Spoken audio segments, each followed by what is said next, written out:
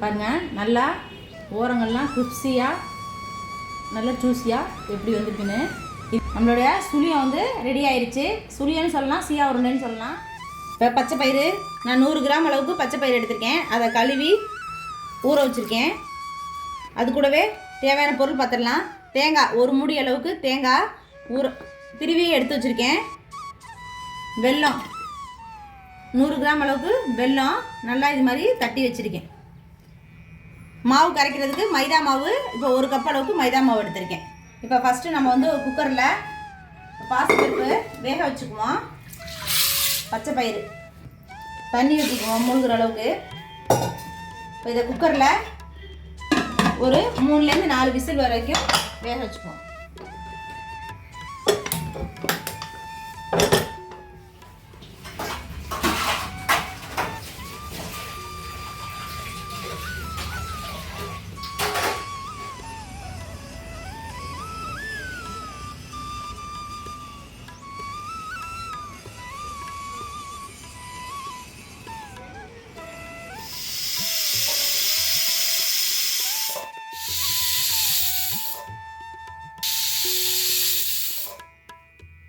மூணு விசில் வந்துருச்சு. அடுப்பு ஆஃப் பண்ணிட்டோம். இப்போ இதை கீழே இறக்கி வச்சுக்குவோம். விசில் அடங்கட்டும், பருப்பு ஆறட்டும். இப்போ 10 நிமிஷம் ஆயிடுச்சு. விசில்லாம் நல்லா அடங்கிடுச்சு பாருங்கள். இப்போ நம்ம திறந்து பார்ப்போம்.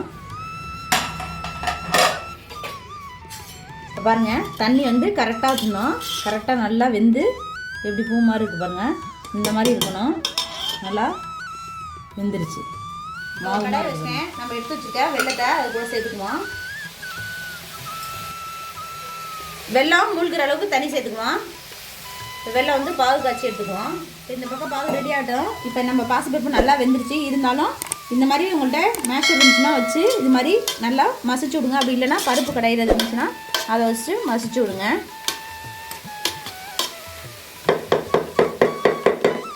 நல்லா மாவு மாதிரி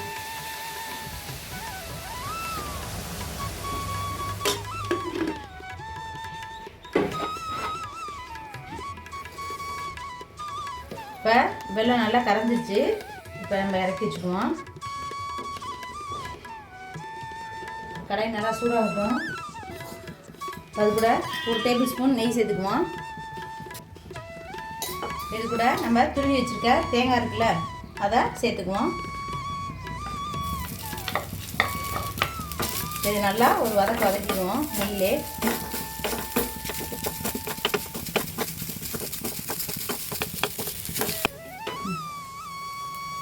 இப்போ தேங்காய் நல்லா வதங்கிச்சு. நம்ம வெல்லம் பாகு காய்ச்சி வச்சுருக்கோம் பார்த்தீங்களா, அதை ஒரு வடிகட்டி சேர்த்துக்குவோம்.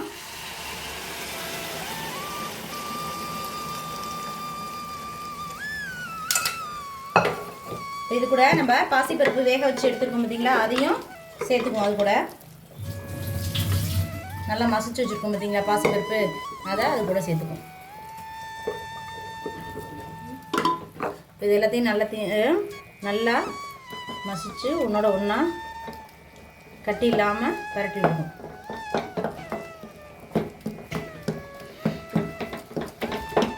வெல்லம் பாசிப்பருப்பு எல்லாம் ஒன்று சேர்ந்து நல்லா கெட்டி ஆயிடுச்சு. இந்த ஸ்டேஜில் நம்ம ஃப்ளேவருக்கு கொஞ்சோண்டு ஏலக்காய் தூள் சேர்த்துக்குவோம். அப்போ தான் நல்லா வாசமாக இருக்கும். அதுக்காண்டி நான் ஒரு 1/2 டேபிள் ஸ்பூன் அளவுக்கு ஏலக்காய் தூள் சேர்த்துக்கிறேன். இப்போ இது எல்லாத்தையுமே நல்லா ஒரு கிளறிட்டு நல்லா ஆறட்டும். அப்புறம் தான் உருண்டை பிடிக்க முடியும். இந்த மாதிரி இருக்கணும். உருண்டை பிடிக்க முடியும்.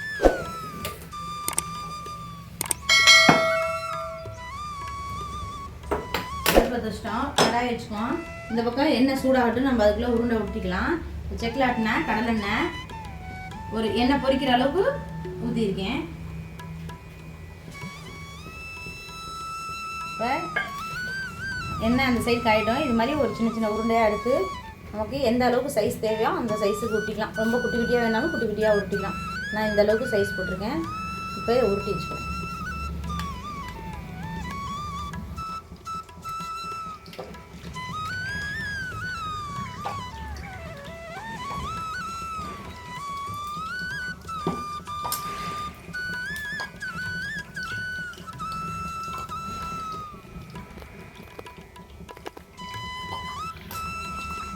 நம்ம அடுப்பை வந்து சிம்மில் வச்சுக்கணும்.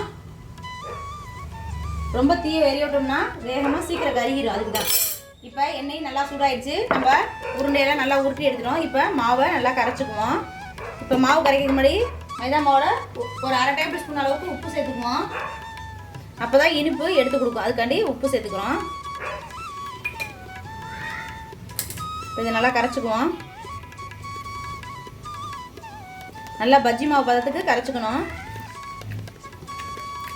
மாவு இந்த மாதிரி நல்லா பதத்துக்கு கரைஞ்சிட்டேன். உங்கள்கிட்ட முன்னாடியே சொல்ல மறந்துட்டேன். இப்போ ஒரு 2 டேபிள் ஸ்பூன் அளவுக்கு பச்சரிசி மாவு அது கூட சேர்த்துக்கோங்க. பச்சரிசி மாவு கொஞ்சம் போட்டுவிட்டோம்னு சொன்னோன்னா நல்லா கிரிப்ஸியாக இருக்கும். வெறும் மைதா மாவு போடும்போது கொஞ்சம் வலுவலுன்னு இருக்கும். அதுக்காண்டி நான் 2 டேபிள் ஸ்பூன் அளவுக்கு பச்சரிசி மாவு சேர்த்துக்கிறேன். இப்போ இதையும் சேர்த்து நல்லா கரைச்சிக்குவோம்.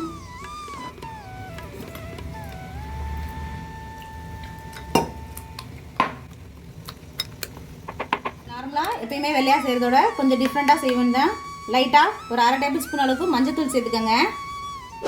நம்ம சியா உருண்டை இன்னும் ரொம்பவே பார்க்க கலர்ஃபுல்லாக நல்லாயிருக்கும். இப்போ இதை ஒரு விக்ஸ் வச்சு நல்லா கலக்கிக்குவோம்.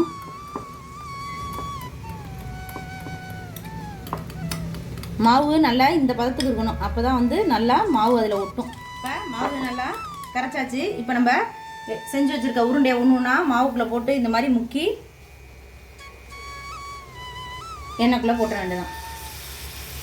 அதே மாதிரி நம்ம எந்த அளவுக்கு சட்டி கொள்ளுமோ அந்த அளவுக்கு போட்டுக்கும்.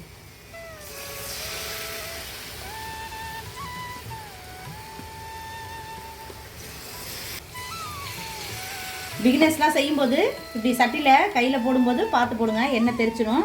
அப்படி இல்லைன்னா ஒரு குழிக்கரண்டி எடுத்து வச்சு அதுக்குள்ளே போடுங்க.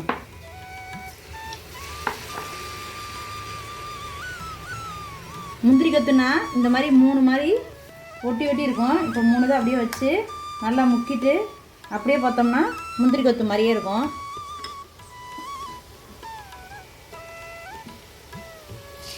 அப்படியே 3ஐயும் போடுறது, அதுக்கு பேர் தான் முந்திரி கொத்து. இது நல்லா வேகட்டும். இதை அப்படியே லைட்டாக ஒரு திருப்பி விட்டுருவோம்.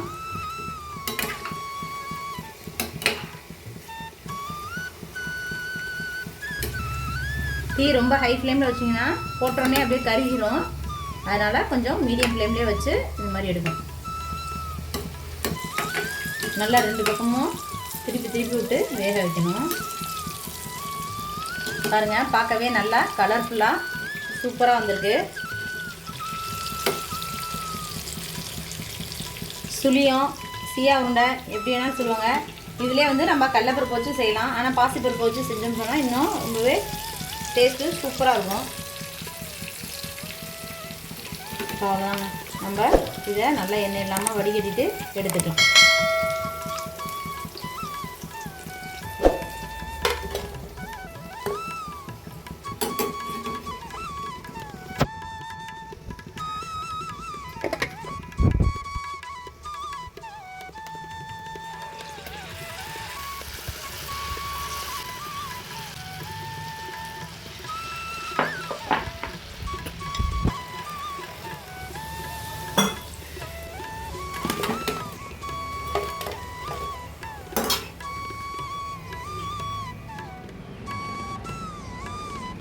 பாருங்கள், நல்லா ஓரங்கள்லாம் கிரிப்ஸியாக நல்லா ஜூஸியாக எப்படி வந்திருக்குன்னு.